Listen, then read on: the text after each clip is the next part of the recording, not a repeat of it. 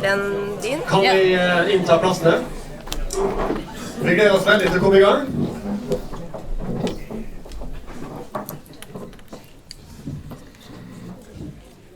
Vi var litt spent på om det var noen som ville komme mandagsmorgen etter vinterferien på debatt. Og det er det jo absolutt. Så det er kjempefint. Det er veldig gøy at det er så mye interesse for denne valgkampen og de store spørsmålene som vi skal diskutere. Så hjertelig velkommen.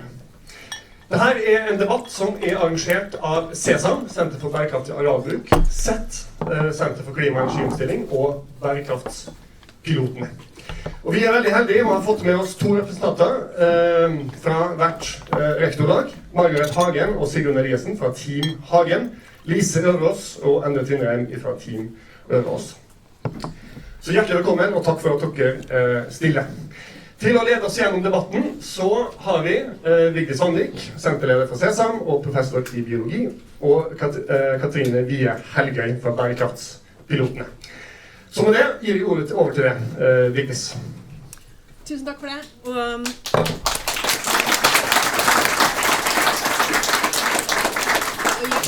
Hjertelig velkommen alle sammen. Har jeg lyd?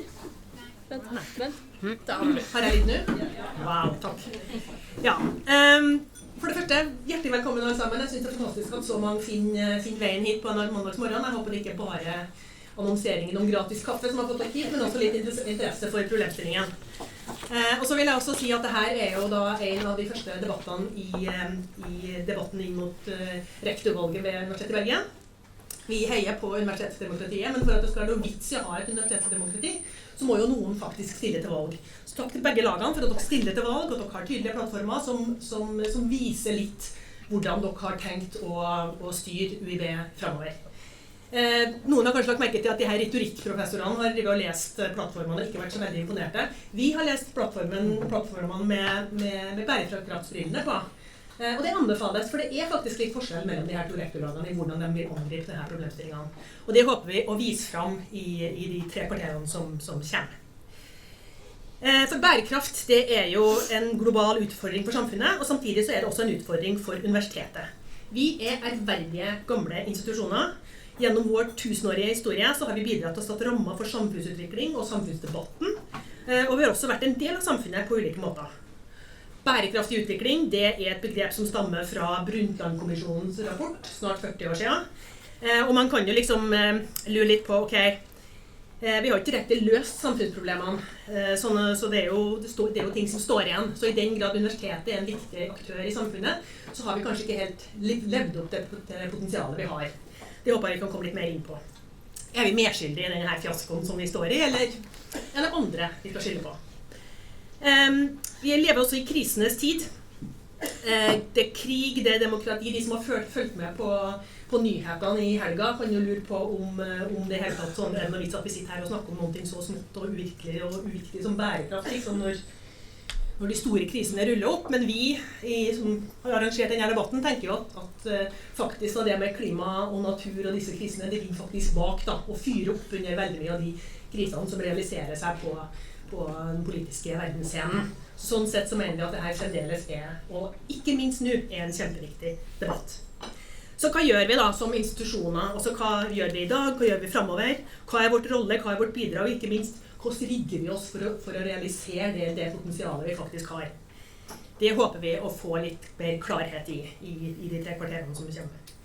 Vi vil gjøre det sånn at denne debatten den går i noen sånne bolker. Vi starter med at rektoratene får lov til å gi en liten introduksjon. De har fått beskjed om at de har 3 minutter. Og så går vi gjennom viktige temaer i universitetet. Forskning, undervisning, samfunnskontakt, og så litt sånn om driften til slutt. Katrine og jeg styrer spørsmålene, og så vil vi stille spørsmål til rektoratene, men vi håper naturligvis også at vi kan tenke litt sammen her oppe. Det skal ikke være sånn. På den ene siden så vil vi ikke at noen bryter ut i 2 ganger 45 minutter forelesning. På den andre siden så vil vi også ha muligheten til en litt sånn rolig og reflektert diskusjon, så det håper vi får til. Vi slutter 15:15, men etter det så vil det være mulighet for litt sånn mingling og kanskje også noen spørsmål fra salen. Og så filmer vi det her, og det rett og slett fordi at mange av våre kollegaer, studenter og ansatte ikke sånn helt utlært i norsk, og kanskje særlig ikke i trøndersk. Og derfor så vil vi legge ut en tekstet versjon på engelsk i ettertid, som jeg håper altså dere vil anbefale andre å se på, sånn at man kan forstå litt om hva som faktisk har skjedd. Men da, uten further ado, har vi noe viktig å tillegge, Katrine? Nei, da tror jeg vi har det. Da har vi det, så da setter vi i gang. Så da lar vi det sittende rektoratet få fordel og få lov til å gi sin introduksjon først. Vær så god, Margit. Tusen takk, og den mikrofonen virker? Eller må jeg bruke den? Ja, det er det som er litt sånn kronglete her da. Vi har bare én mikrofon, men det gjør jo at de kan ikke snakke i munnen på hverandre. Tusen takk, og tusen takk for denne utrolig fine anledningen til å løfte bærekraft initielt i valgkampen. Utrolig fint å se at det er så mange som er til stede. Vi har fått beskjed om å svare på noen spørsmål. Første spørsmål er jo hva er bærekraft for Team Hagen? Og svaret er jo brunplansk for oss også. Vi skal etterlate denne verden på en måte etter oss som gjør at de neste generasjoner får mulighetene til å ha en rimelig liv. Dette står jo selvsagt i kontrast til dagens rådende både livsstil og samfunnsliv hvor ubegrenset økonomisk vekst forfektes. Det står også i sterk kontrast med den opprustningen vi nå ser komme. Vi lever i en alvorlig tid. Vi lever i en historisk brytningstid med mange globale kriser, og da behøver vi solide og sterke universitet. Kunnskap er svaret. Demokrati og bærekraft er en viktig del av mandatet vårt som universitet ifølge UH-loven, og det er også nedfelt tydelig i vår universitetsstrategi. Vårt lag, vi går på valg på vår gjeldende universitetsstrategi. Vårt verdigrunnlag er uansett akademisk frihet, kvalitet, uavhengighet. Og i plattformen så har vi derfor ikke heller singlet ut bærekraft som et eget separat område. Vi erkjenner at det er en gjennomgripende problemstilling. Vår uavhengige politiske rolle som kunnskapsleverandør er viktig og har aldri vært viktigere enn nå. Det er under sterkt press i dagens geopolitiske skremmende situasjon. Vi skal sørge for tung og pålitelig kunnskap, og vår rolle er å utdanne kandidater som forstår kompleksiteten, og som evner å se sammenhengene, som kan ta de riktige valgene, og som former samfunnet slik. Vi skal gi råd, vi skal være åpne, vi skal identifisere utfordringene, og vi skal identifisere også de store natur- og samfunnsutfordringene. Og som universitet så er det så flott at vi er særlig godt rustet i møte med bærekraftsutfordringene. Vi har mange fora for samarbeid internt, og vi har sterke fagmiljø innen bærekraft i hele bredden av universitetet. I ulike fag så vektlegges ulike dimensjoner av bærekraft, for eksempel sosiale dimensjoner, økonomiske dimensjoner og naturvitenskapelige dimensjoner. Vi trenger sterke disipliner. Utfordringene er tverrfaglige, men disiplinene må være sterke. Bærekraft er i hele bredden, tverrfaglig, men vi har ikke en god tverrfaglighet uten sterke disipliner. Så hva skal vi gjøre? Jeg er superstolt over det arbeidet som gjøres ved UiB i hele organisasjonen i dag. Vi skal fortsette arbeidet. Bottom-up er et viktig prinsipp for oss faglig, ikke top-down. Bottom-up, sterke miljøer, gode ideer, finn hverandre. Det ser vi for eksempel innen klimakunst, vi ser det innenfor helse-klima, som nå løftes opp som et nytt område. Så vi samtidig erkjenner at vi har dårlig tid. Vi blir aldri flinke nok til å kommunisere, aldri flinke nok til å fortelle. Derfor så har vi lagt inn i vår plattform også at vi vil lage et forum for vitenskapelige ansatte for utforskende praksis for forskningsformidling som skal støtte forskere og fagmiljø koblet til bærekraft.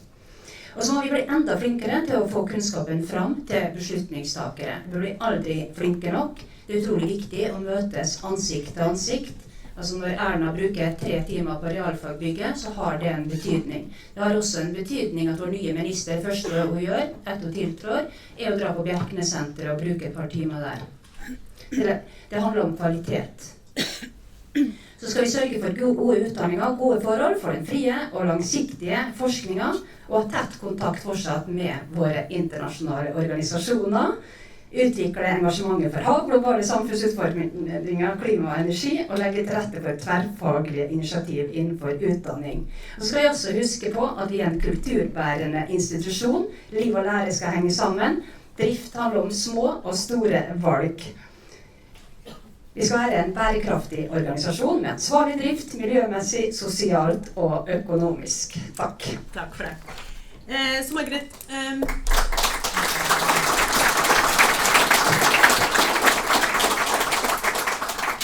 du har vært rektor i en periode, du har sittet i rektoratet i 2 perioder, og mye har jo skjedd i løpet av de årene.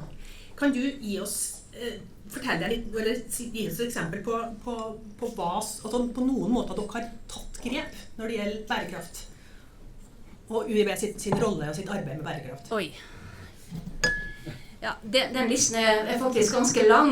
Vi har jobbet gjennomgående med driften i disse årene. Med alle våre nye bygg har hatt en bærekraftsprofil. Vi har jobbet videre med bærekraftspilotene som sitter her. Nå har vi et nytt prosjekt som handler om grønn campus. Vi har jobbet med havsatsingene, SDG 14, havbyen. Vi har utviklet videre satsingene for å gi det enda mer tverrfaglig stempel. Vi har engasjert oss i mange internasjonale organisasjoner som også har et fokus på bærekraft. Når vi gikk inn i Charm EU, så har man gjennom det også utviklet et nytt masterprogram for internasjonal bærekraft som når 120 credits, som skal starte i høst. I det hele tatt så og vi har også videreutviklet vår dialog med beslutningstakere innenfor dette området. Og det egentlig, og så det aller viktigste jo studentengasjementet gjennom de ulike stiftelsene, Villere, våtere og varmere for eksempel, som nå står på beddingen, SDG-konferansen, og ikke minst det gode arbeidet i fagmiljøene. Så det skjedde utrolig mye i en økonomisk, ekstremt krevende tid, må jeg bare si. Og det noen ting som, eller dere fornøyd liksom? Tenker dere at bidraget vårt bra nok? Det greit sånn? Eller det noe nytt som bør skje? Det noen endringer som bør skje fremover? Hva planen for neste periode etter det som Jeg tenker vi aldri vil være feil å si at vi var fornøyde, men stolte jeg. Altså, jeg synes fagmiljøene våre leverer utrolig godt, og studentengasjementet på UiB, og de tette forbindelsene mellom oss, synes også det en annen styrke ved UiB, at vi evner å samarbeide på tvers av fakultetene, på tvers av fagmiljøene, på tvers av nivåene, og mellom administrativ og faglig både ledelse og kollegaer, på en måte som jeg tror ikke andre universitet like gode på, vår type universitet også. Så vi forskningstunge, og det superviktig. Takk for det. Og det var et fint oppspill til neste gjeng. Og så det litt komplisert her, for vi har en mikrofon som disse må dele på. Så det får vi til. Tusen takk for det, Lise og Endre. Dere stiller jo da som utfordrende rektorat, og det betyr jo at dere har tanker om hvordan vi trenger å gjøre ting annerledes ved UiB ut fra, og hvordan vi skal utvikle UiB videre. Så dere har også fått deres 3 minutter pluss noen spørsmål, så vær så god, kjør på. Ja, flott. Tusen takk. Utrolig gøy å være her og se så mange folk, og det kjekt å se at dette her engasjerer, og dette engasjerer virkelig oss. Som Margaret sa, så har vi fått noen spørsmål som vi prøver å svare på da. Og du begynte med hva bærekraft, og så hadde du nesten en definisjon fra Brundtland. Og det jo den, altså, vi har jo ikke noe mer spesielt i definisjonen av bærekraft. Det jo at vi skal tilpasse våre behov, sånn at vi ikke ødelegger for neste generasjon, at de også kan få de samme behovene. Så vi har ikke noe spesielt i det. Men vi ser jo da på de utfordringene vi står overfor, de store krisene vi har, klimakrisen og biodiversitetskrisen, og at vi har krig som nå. Krig jo i seg selv ikke noe bærekraftig, så her det veldig mye å ta tak i. Så da universitetene en utrolig viktig kunnskapsleverandør, og det det jeg tenker, der må vi oppnå en hakk. Fordi at vi har utfordringer nå som vanskelig, og da kunnskap og det i sentrum. Og så ser vårt lag det som også veldig viktig at vi kan ikke løse klimakrisen her alene, så vi nødt til å ha det globale, og det internasjonale samarbeid veldig viktig. Og så det at enkle ting kan man gjøre på enkelte fagområder, men det tverrfaglighet som også utrolig sentral når man skal komme inn og prøve å løse disse utfordringene. Og da spesielt hvis vi skal løse ting til klimatilpasninger, og ikke minst overgangen til fornybare løsninger. Og da det nettopp langsiktighet og investeringer som gjelder for å kunne klare å ta de gode valgene der. Og tverrfaglighet spesielt, økologi, sosiologi, økonomisk system og alt dette må samkjøres. For å klare å gjøre et godt stykke arbeid her, så har vi også valgt at vi har dedikert en person i rektoratet til dette, prorektor, som blir da prorektor for bærekraft, klima og miljø. Andre som sitter her, veldig dyktig og dedikert person for den oppgaven. Og det med bakgrunn av ny kunnskap helt nødvendig. Og vi må også kunnskap for å eliminere utslipp av klimagasser og kartlegge bedre naturressurser. Det vet du og jeg alt om, Vigdis, som biologer. Bevare, restaurere og verne natur. Og dette også ting som det mye av dette kjent og gammel og klassisk kunnskap, men det må hele tiden kommuniseres ut til beslutningstakere og forvaltning. Og så må selvfølgelig også økonomien gjøres mye mer sirkulær. Og vi ser også at ny teknologi og mye kan gå inn der for å få en mye bedre sirkulær økonomi for å kunne forbedre prosessene fremover. Kunnskapen skal tilpasses til våtere, varmere og villere klima. Vi får vel snart en ny atmosfærisk flom. Kommer en av disse dagene, kanskje akkurat overlapper med denne festivalen vi skal ha. Men det i hvert fall veldig viktig at vi trenger kunnskap for disse områdene. Og så har jeg lyst til igjen å si at bærekraftutfordringene globale.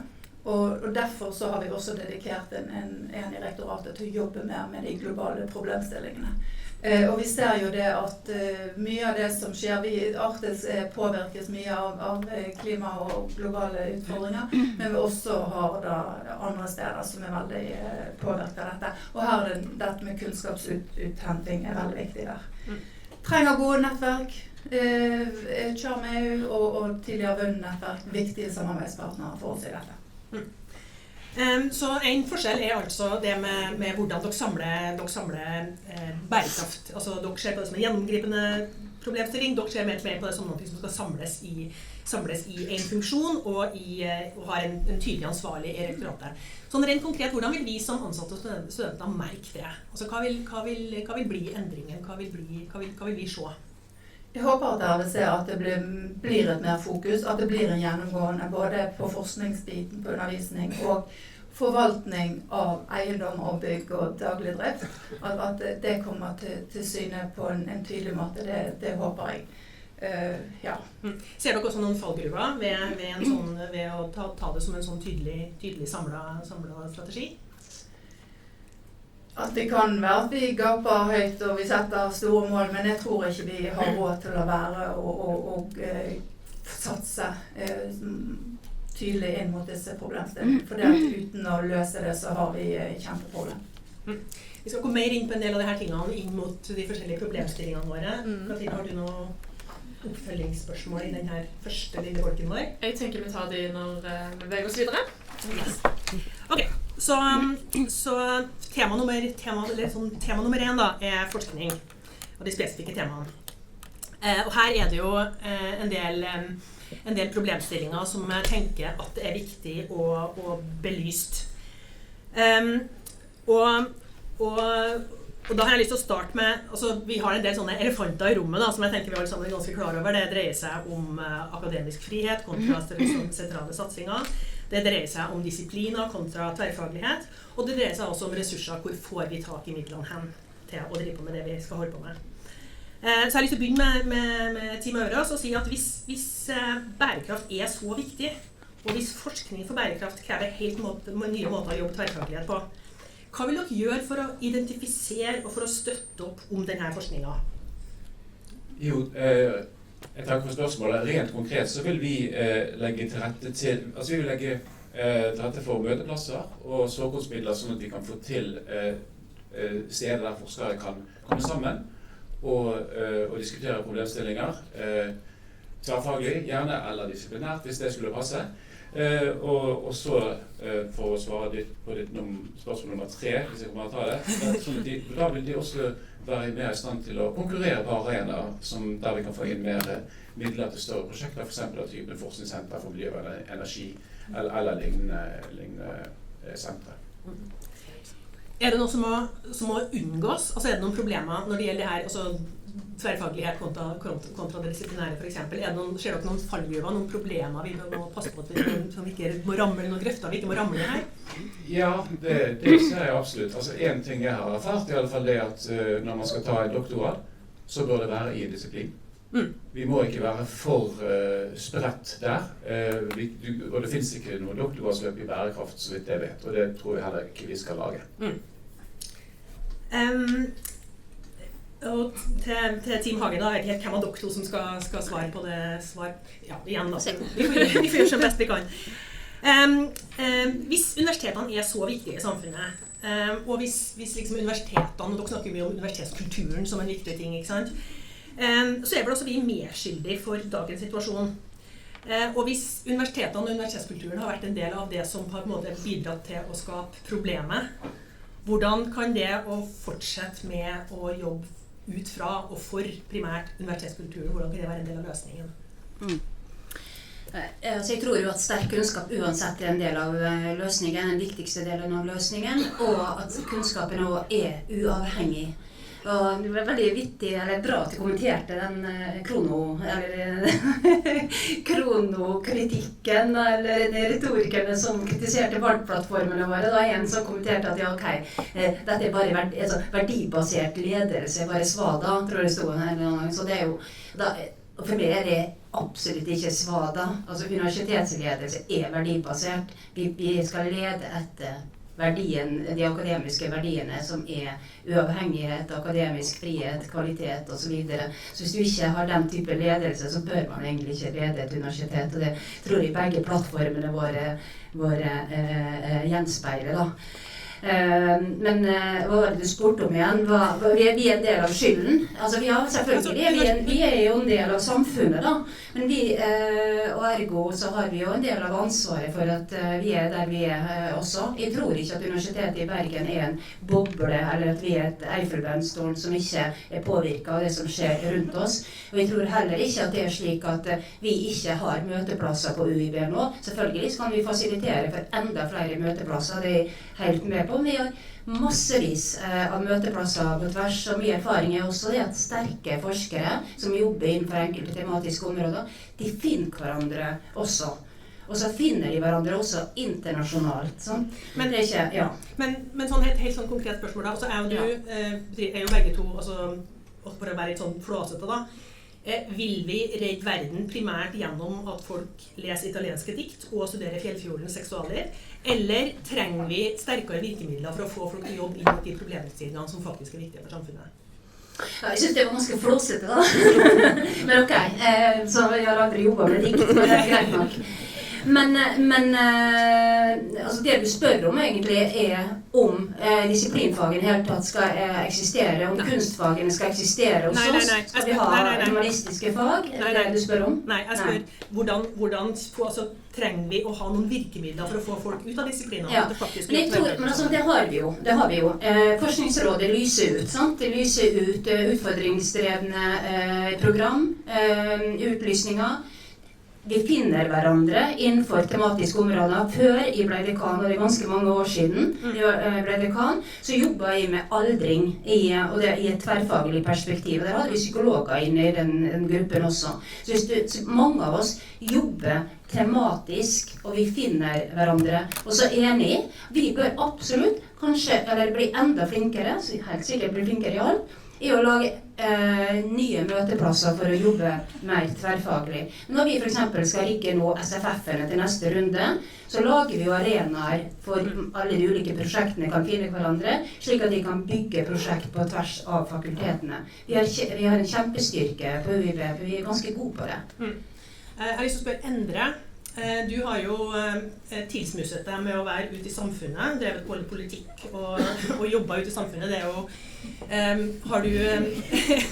har du glemt den akademiske, altså vil vi få, med ditt styre av det her bærekraftsarbeidet, vil vi få noen som ikke forstår viktigheten av det akademiske og den akademiske kulturen? Det var et interessant spørsmål.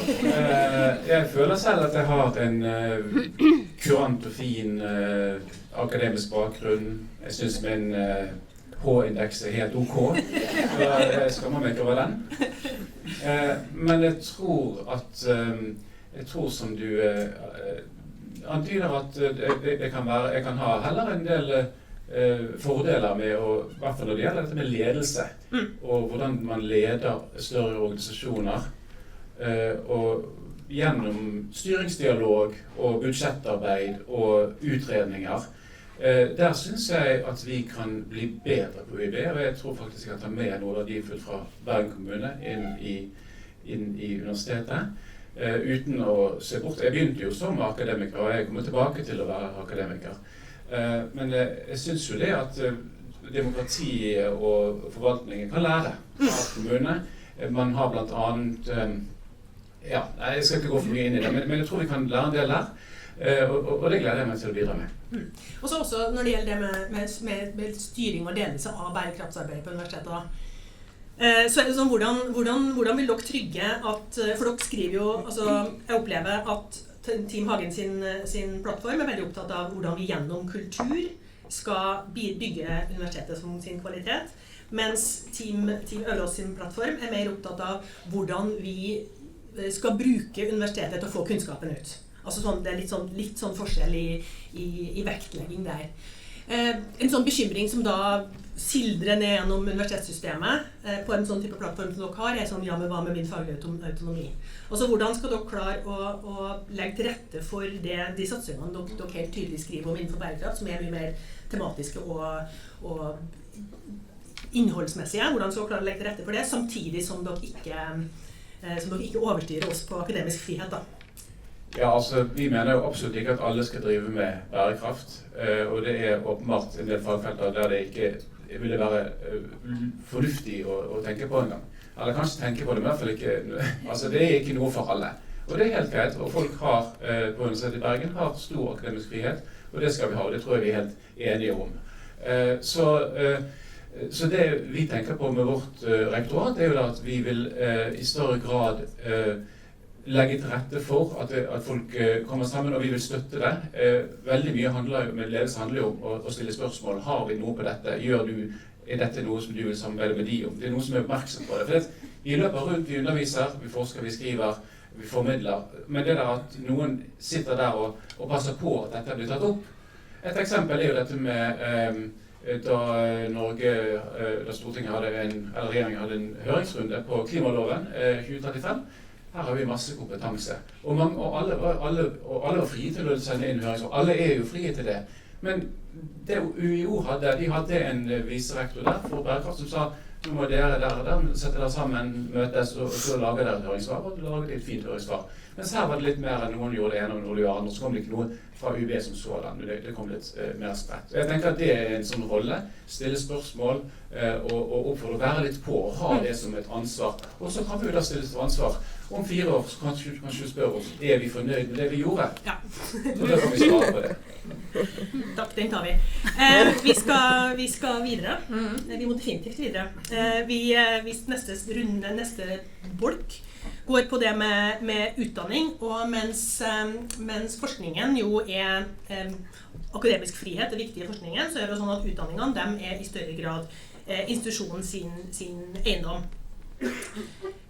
Og når det gjelder de to plattformene da, så skriver dere jo også litt forskjellig og litt i samme linjene om det i plattformene. Som sagt så har jeg leket meg veldig med å se på de her plattformene med bærekraftbrillene på, anbefales til alle som en sånn liten øvelse.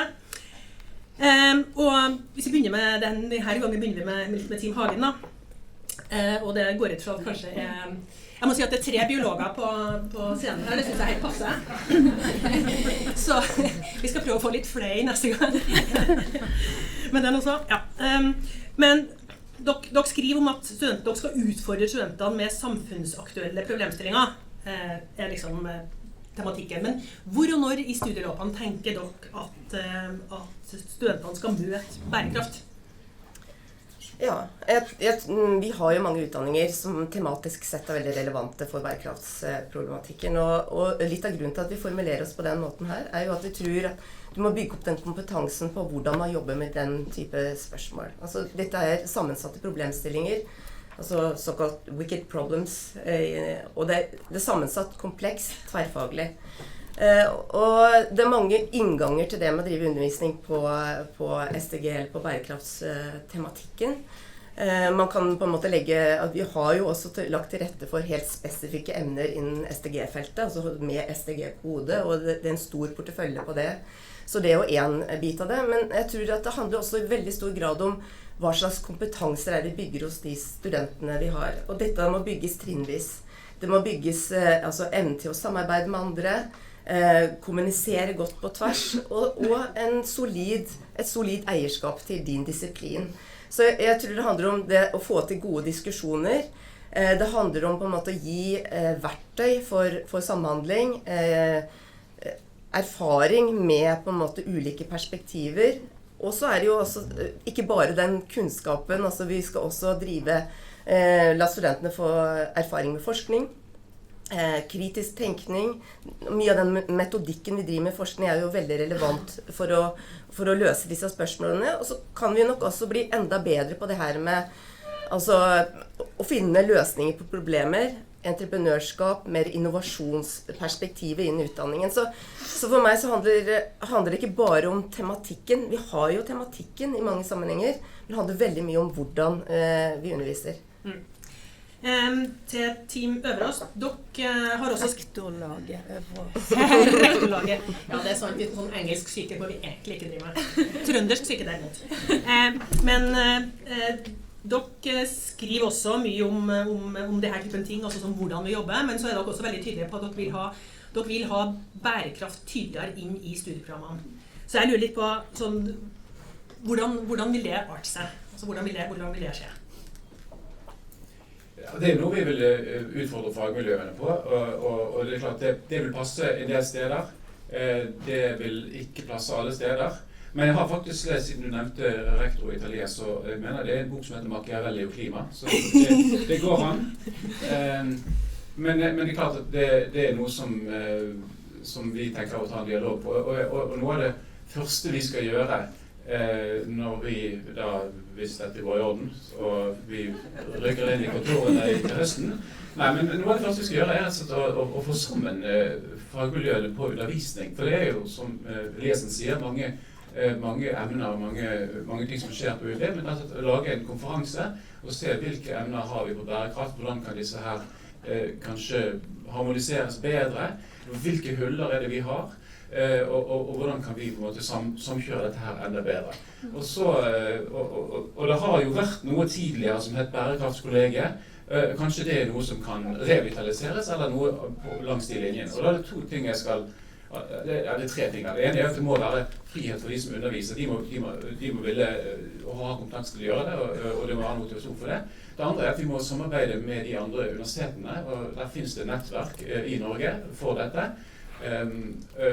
Og det finnes også såkornsmidler for det, faktisk, så det tenker vi ikke bruke. Og det tredje er at vi må ha med administrasjon, for vi har faktisk veldig dyktig administrasjon på dette med bærekraftssamarbeid og undervisning, så de må også være med og spille en viktig rolle, sånn at vi gjør det best mulig. Denne tematikken er noe som det har kommet mye spørsmål på. Yes, og jeg vil først egentlig begynne med å spørre litt om dette her med innblandingen av bærekraft, som dere sier, og jeg må jo røpe at jeg er en masterstudent i bærekraft selv.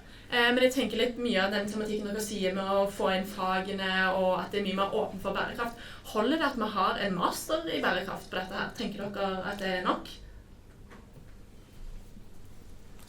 Altså, ja, vi har jo en tverrfaglig master som du er en del av, og så får vi jo nå et samarbeid med Charm om det opplegget som de har der, og tar inn en stor grad av internasjonale studenter der. Men vi har jo ikke bare det. Vi har jo veldig mange emner som er relevante for bærekraftsproblematikken. Emner som går på en måte på de ulike bærekraftsmålene, særlig innen på en måte naturgrunnlaget. Så det er jo også, mange av de emnene er det jo mulig for studenter å velge på tvers. Det er jo et telt opp på en 40-talls emner innenfor det, altså på nettsiden i forhold til bærekraftsemner konkret. Så jeg tror vi egentlig har veldig mange ting. Det er kanskje tilgjengeligheten for folk å se, eller for studenter å se på tvers, hva kan man ta, hvordan kan man bygge det inn, og hvordan gir dette et, ja, hvis man ønsker et sånt mer bærekraftsperspektiv inn i sitt program eller sitt studieløp. Og så må vi ikke glemme at vi også har en oppgave i forhold til altså livslang læring etter- og videreutdanning. Der har vi jo også flere tilbud. Og vi utvikler flere. Vi har akkurat fått bevilgning for å utvikle en erfaringsbasert master i fornybar energi. Vi har også fått midler nå for å utvikle mindre emner à la disse her med mål, eller med modell av digi-emnene for å utvikle innenfor bærekraft og grønn omstilling. Vi er i gang med det arbeidet. Så vi har på en måte tilbud også til de som skal omstille seg i samfunnet, de som har vært student for lenge siden og som trenger omstilling. Så jeg er enig at vi på en måte må samle oss, men vi har jo på en måte en god oversikt også. Vi vet jo hva som finnes, men studentene vet ikke alltid det. Sånn at det er også noe å kommunisere det på en god måte til studentene, og kanskje legge det inn tydeligere i ulike studieløp på tvers av fakultetene. Hvis jeg bare kan få kommentere, da jeg ledet Senter for bærekraftig hav, så var det jo veldig mye studenter som kom og ønsket, altså de var opptatt av at de ville ha bærekraftsfag, og de syntes jo det som UiB da leverte med at man kunne komme med forskjellige bakgrunner, var utrolig bra. Så jeg tenker at det også åpner opp for den type utdanning, og at det går bra, det er utrolig viktig. Og jeg ser også at mye av den nye generasjonen studenter ønsker mer den type oppgaver som går litt på tvers av den klassiske, tradisjonelle måten vi har hatt tidligere. Men det er jo selvfølgelig, altså det er jo ikke helt uproblematisk, men at vi må faktisk kunne klare å ha to tanker i hodet og levere det til studentene, mener jeg er utrolig viktig. Jeg har lyst til å følge opp kort hvis vi har tid. Det er jo en del barrierer, rett og slett, mellom det å velge fag. Det har jeg opplevd selv, og jeg vet at flere studenter opplever det også. Om å ta fag på tvers av biologi og juss og litt det her. Det er ganske mange barrierer der. Har dere noen tanker om hvordan dere skal bryte disse, og motivere fakultetene til å faktisk tilgjengeliggjøre fag for andre disipliner? Vi har ikke svar på dette, men dette er absolutt noe vi går inn for å prøve å se på nettopp samkjør på mye bedre måte, for i dag er det nesten problematisk fra dag 1. Nei, dette er jo et gjennomgående spørsmål som sikkert er oppe, rektorvalgkampen for 4 år siden, og sikkert før det også. Nå har vi laget en ny inntektsfordelingsmodell, som for første gang i historien gjør det mulig å lage eller premiere studieprogram som går på tvers av fakultetene. Så det er jo et insentiv, eller en støtte i den retningen for tverrfaglighet. Og ellers så synes jeg jo, en av de tingene jeg er stolt av, og som dette rektoratet kommer til å fortsette med, er jo digi-emnene og arbeidet med å integrere digital og teknologisk kompetanse inn i bredden av fagene våre. Det er en utrolig god modell med disse mindre emnene som er lett for studenter å kombinere. Altså om du kan plukke om du studerer historie, eller om du studerer filosofi, eller noe sånt medisin, så kan du koble det på med små emner. Og ellers så rett og slett støtte reformarbeidet som grundig, så kan man vurdere å gjøre det samme som vi har gjort med de digitale kunnskapen og teknologiske kunnskapen, gi såkornsmidler til fag som ønsker å jobbe med reform eller endring av studieprogrammene fra innsiden. Takk. Jeg må gi ordet videre til Endre, for vi begynner å nærme oss neste bolk og sannslutten. Ja, men siden du sier det finnes barrierer, og det gjør jo det, for vi har jo alt for mye siloer. Og jeg tenker i tillegg til Lise sitt svar, så tenker jeg det at vi må rett og slett snakke om penger. Pengene flyter, sånn at instituttene har fordel av å binde studentene, gjøre studentene inne mest mulig, og man taper penger, sånn som modellen er laget nå, hvis studentene tar armen på et annet fag. Og det mener jeg at det må vi se på, det må vi utrede en måte å gjøre noe med, for her ser jeg i hvert fall at vi klarer barrierer mot å lage veldig åpenbare fag som passer for flere, fordi man har lyst til å sitte på sin tue og ha sine studenter. Og det jeg skjønner at det er lett å administrere det, men det er ikke bra for studentene. Hvis jeg kommer tilbake til penger, men jeg gir veien videre. Ja. Unnskyld meg. I neste lille bolk så skal vi snakke om samfunnskontakt. Og formidling sånn er jo en av universitetets kjerneoppgaver, og det kan være så mangt.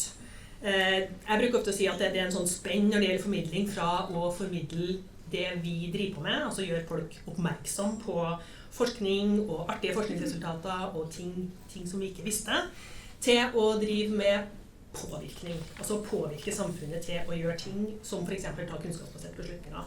Det er et bredt spenn der. Og hva vi formidler er variabelt, til hvem vi formidler og hvordan, hvor målrettet vi er i formidlingen vår. Mulighetene er jo utømmelige når det gjelder formidling, ressursene er her også begrenset, så hvordan skal vi gripe tak i det, og hvordan skal vi prioritere? Denne gangen, ifølge min liste, så er det 10 mødre som starter. Unnskyld, rektorlaget. Ja, veldig viktig spørsmål. Jeg har jobbet mye de siste årene nettopp med vitenskapens rolle for politikkutforming. Og jeg ser at det er ikke noen enkel ting, men et viktig arbeid som må jobbes veldig systematisk med. Og der tenker jeg nettopp det arbeidet som gjøres gjennom SET-senter her og CESA med gode modeller for hvordan jobbe frem fagenes viktighet, både fagkunnskap, men også løfte det opp på et nivå. Vi vet jo det at skal resultater på en måte tas i bruk, så må du jobbe langt og lenge og omstendelig, og du må gjenta og gjenta og gjenta. Det er ingen automatikk i det. Så det tror jeg, dette må vi faktisk kurse bedre studentene, den nye generasjonen, lage policy brief og trene de litt i. For hver enkelt, altså en doktorgrad er jo en ekspert på et lite tema, og det å få denne ekspertkompetansen ut er utrolig viktig. Men der tenker jeg, og da er det fantastisk å ha et universitet med så bredde fagbakgrunn, men også internasjonalt, for vi trenger internasjonal kompetanse på mye av dette. Så du trenger å fylle kunnskapshull internasjonalt da. Så der tenker jeg litt av dette tverrfaglige som allerede fungerer bra her, er utrolig viktig. Og så er det viktig til å stimulere og gi folk muligheten til å kommunisere denne kunnskapen ut. Og da tenker vi også at vi kanskje bør vi tenke litt på kommunikasjon, som er også en meritterende egenskap ved de som jobber ved universitet, og legge litt til rette for at det også blir merittert, at det blir satt av tid, og at det er helt greit at man bruker tid på nettopp å kommunisere ut dette. Hvem av dere? Ja. Ja, nei, det er jo en kjempeviktig del av vårt samfunnsoppdrag å komme ut og kommunisere på en måte kunnskapen, og det er jo veldig mange måter å gjøre det på. Jeg tror det aller viktigste bidraget vi har til samfunnet når det gjelder mange av disse prosessene og problemstillingene vi snakker om nå, det er jo de kandidatene som går ut. Altså det er de vi utdanner, det er de som skal virke i arbeidslivet i de neste 50 årene. Så mye av de løsningene vi kommer til å se er jo gjennom det arbeidet de gjør, selvfølgelig. Og så er det jo viktig det her med politikk og på en måte å komme i inngripen i forhold til det, i forhold til kunnskapsbaserte beslutninger. Åpenbart, men vi har også veldig mange andre arenaer. Vi agerer på en måte i forhold til nærmiljøet vårt. Vi jobber sammen med bedrifter, offentlig sektor, i forhold til løsninger som de skal skape.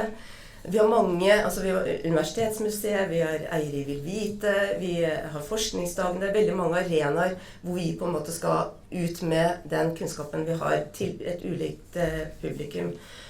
Og det skal vi på en måte være veldig bevisst, og den betydningen det har for de beslutninger som gjøres i nærmiljøet rundt oss, i Bergen kommune, i fylkeskommunen, på nasjonale arenaer. Det veldig mange ting. Vi jobber jo også på en måte, vi jobber jo selvfølgelig mot det vi snakker om med høringer. Vi tidlig inne i diskusjoner, dette vet du alt om, i forhold til politikkutforming. Og det mange sterke fagmiljø som på en måte respektert og kommer tidlig i inngripen med det. Vi jobber på internasjonale arenaer. Vi har jo folk som sitter inne i store, viktige altså genererende og samlende organer rundt omkring i Europa og internasjonalt. Så det veldig mange arenaer. Det var jo litt det du sa. Hva viktigst? Ja. Det på en måte high level? Det på en måte det vi går ut i samfunnet med av studenter, den kontakten vi har med nærmiljøet? Så det mange prosesser. Og det jeg prøvde å spørre om, hvordan vil dere prioritere? Vi har jo på en måte en aktivitet rundt mot alle de arenaene der. Og det klart, når du spør oss her nå, vi kan alltid bli bedre på alt hele tiden. Sant? Det jo det vi jobber med, det derfor vi på en måte engasjert, derfor vi vil få til mer hele tiden. Men jeg tror det gir ulik impact. Jeg skjønner at det er et vanskelig spørsmål. Ja. Ok, vi skal, men i hvert fall da, samfunnskontakt og engasjement, og hvordan vi går inn og viser oss fram, kontra å gå inn i spesifikke prosesser, liksom også en problematikk, og en veldig viktig problematikk for samfunnet. Og det kan jeg si at jeg kjenner jo ofte på den, på den utfordringen. Ok, siste folk. Yes. Rekker med noen kjappe spørsmål om drift. Rett og slett, jeg representerer jo bærekraftspilotene og klimanøytralt UB, og mye av de spørsmålene jeg har fått inn handler om driften på UB. For UB har jo noen klimamål vi skal nå, og om jeg ikke tar feil, så har vi vedtatt delmål nå, rett og slett at vi skal redusere energibruken med 30% innen 2025, utslipp fra flyreiser skal halveres, og UB skal jobbe systematisk for å redusere utslipp fra kjøp av varer og tjenester. Og da tenker jeg at jeg kan begynne litt med Team Hagen her. Hvordan har dere tenkt å sikre at UB når disse målene? Har dere noen konkrete tiltak? Jeg har lyst til å si at jeg tror vi har Norges beste driftsavdeling og eiendomsavdeling som jobber kontinuerlig for å sikre en mer miljømessig drift. Og dette bygget vi sitter i nå, det fikk en pris, innkjøpsprisen i 2022, nettopp for sitt miljømessig innkjøp. Vi må jobbe kontinuerlig med fotavtrykket vårt, og vi må jobbe kontinuerlig med å evaluere behovet for areal, og vi skal jo ned med areal, og det jo en sånn vinn-vinn-situasjon. Det ingen her i dette rommet som ikke har merket at det tøffere økonomiske tider, og det å gå ned i areal vil også føre til at vi vil få et bedre klimaavtrykk. Så det å jobbe kontinuerlig med innkjøpsordningene våre, ha innkjøpsordninger som bærekraftige. Innkjøpsprisen var det dette bygget fikk i 22. Så må vi også erkjenne at dilemmaene står i kø for oss. Vi flyr, sikkert på at alle i dette rommet har vært på et fly, eller sannsynligvis, i år også. Og vi har også store rehabiliterings- og byggeprosjekt på gang. Hele Nygårdshøyden sør skal rehabiliteres, og der det også prosjektert et nybygg. Hvis ikke vi gjennomfører det prosjektet, så råtner realfagene på rot. Og det vil i alle fall skade bærekraftsarbeidet på en veldig grunnleggende måte for hele Norge. Så jeg tror at vi skal være ærlige i dette. Dilemmaene står i kø.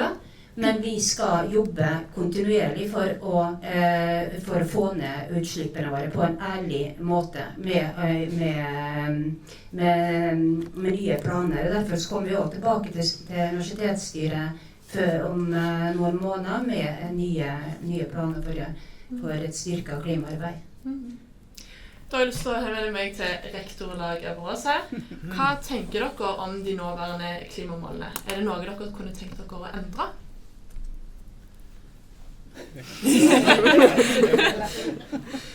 Jeg kjenner til UBs klimastrategi, og den nevner jo de tingene som det er rimelig at UB jobber med. Jeg tenker at jeg har en del selvfølgelig ting som vi kan se enda litt nøyere på. Jeg har en forkjærlighet for varmepumper, for eksempel. Jeg synes vi blir litt jeg blir veldig trigget når jeg ser panelovn, for eksempel, for det veldig bortkastet energi, sånne ting. Altså, men dette jobber jo eiendomsavdelingen med, og vi har diskutert med dem. Altså, vi har også mange historiske bygg, det er ikke alltid det går an, men vi ønsker selvfølgelig å ha mest mulig effektivitet. Så det er helt riktig som rektor sier. Og så er det dette med mat. Det er også noe som handler både om kunnskap, om verdier og i aller største grad om følelser, men store deler av vår utslipp handler jo om mat. Og så er det forbruksvarer. Det er en veldig vanskelig ting å regne på, men kanskje det som ligger i strategien nå er at vi skal se på de store kategoriene av forbruksvarer og se hvordan vi kan komme inn der. Og det er ikke bare snakk om at vi skal redusere utslipp, men det er faktisk å finne ut hva som skjer. Og jeg tenker det kan fungere veldig bra som noe der vi kan involvere studentene. De store rapportene, der får man ikke gått inn i den enkelte stol og bord og tørkepapir. Men dette er noe som man kan fungere veldig bra for eksempel en bacheloroppgave eller noe sånt, der man virkelig går inn i eksisterende klimabudsjett og så ser hva blir implikasjoner av dette hvis vi går den veien. Og det gjelder også for matforbruk og andre for forbruk. Så jeg tror det kan være en spennende måte å involvere studentene på i dette arbeidet. Jeg har lyst til å følge opp en rask ting, og det er rett og slett at det største scopet i klimamålene er reiser og utslipp knyttet til reiser.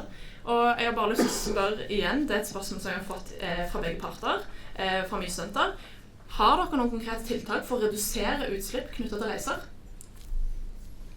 Vi har tillit til fagmiljøene, vi har tillit til alle kollegene mine, at de begrenser reisene sine, de begrenser flyreisene. Det gjør vi alle sammen, og selv så må jeg reise med fly.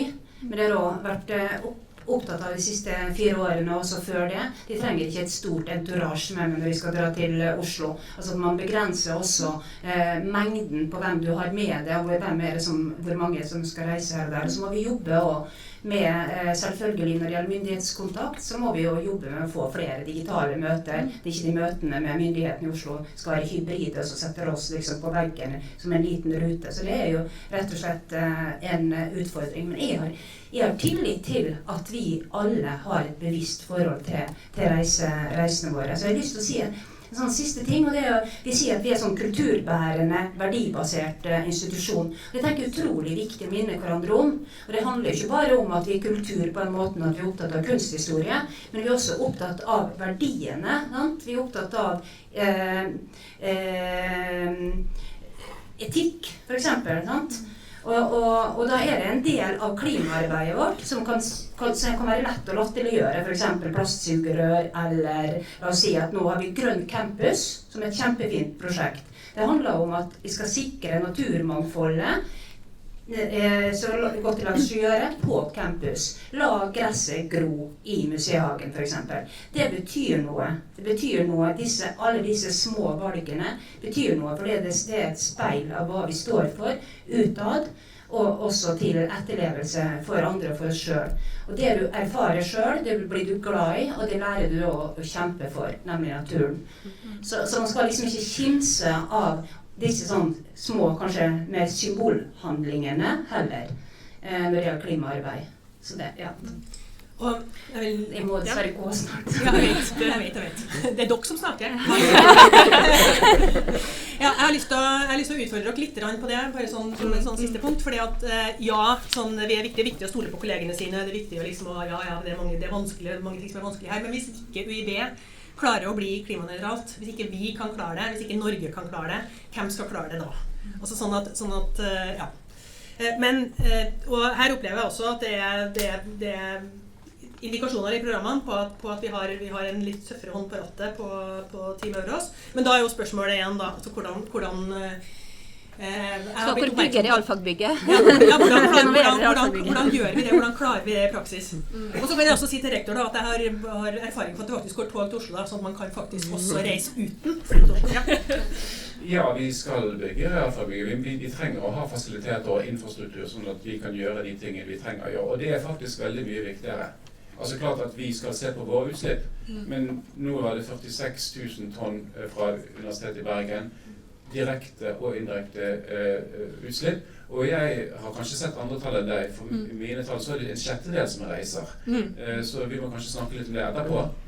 Men det som er bra er i hvert fall at vi ser at utslipp fra reiser går ned, folk reiser mindre, de ansatte, og vi ser også at det er lavere utslipp fra reisene. Så det går ikke i null, men det går hvert fall langsomt i riktig retning, og det kanskje fordi at man har litt færre institutturer til Malta og sånne ting som helt unødvendige. Og det tenker jeg vi må bare jobbe videre med. Men klart det vanskelig å gå helt i null, men vi har en del styringsverktøy, og vi kommer til å jobbe ut. Og jeg tror virkelig at studentene kan være med her og grave i detaljene. Og jeg tror også det veldig mye læring i å gå gjennom disse budsjettene. Jeg kan jo bare si at i min tid så har det I hvert fall blitt sånn at nå så det også folk sentralt på universitetet som bruker gamle møbler, ikke bare vi ute I periferien, så det skjer jo. Men det skjer jo liksom sånn sakte, men sikkert. Vi dessverre nødt til å gå inn for landing, vi på overtid. Det har vært veldig kjekt å prate med dere. Vi her fordi at bærekraft ikke bare fine ord, det handling, det ting som materialiserer seg I forskningen vår, I den kunnskapen vi framskaffer, I hvor vi leverer den kunnskapen hen, og med hvilke virkemidler. Jeg håper alle sammen tar seg bryet med å gå inn I plattformene til de to rektoratene og lese hva de skriver om bærekraft, se på hva som står der, og også stille opp på alle de her fakultetsvise debattene, så dere skal rundt på en hel runde med sånne fakultetsvise debatter, og starte denne uka her, ikke sant? Gå dit, still spørsmål, der vil det bli litt mer åpning for spørsmål fra salen. Vi kunne gjerne hatt en hel debatt om hver av de temaene vi har vært inne på I dag. Jeg vet at dere brinner inn med masse dere har lyst til å si. Dere står også på stand rundt omkring, gå og snakk med dem, bruk universitetsdemokratiet I det hele tatt. Tusen takk for oppmøtet alle sammen, og så vil det bli mulighet, vi slår av kameraene snart, og etter det så vil det bli mulighet til å stille spørsmål til de av oss som har mulighet til å sitte igjen, som folk fra begge rektoratene, I noen få minutter. Takk for det.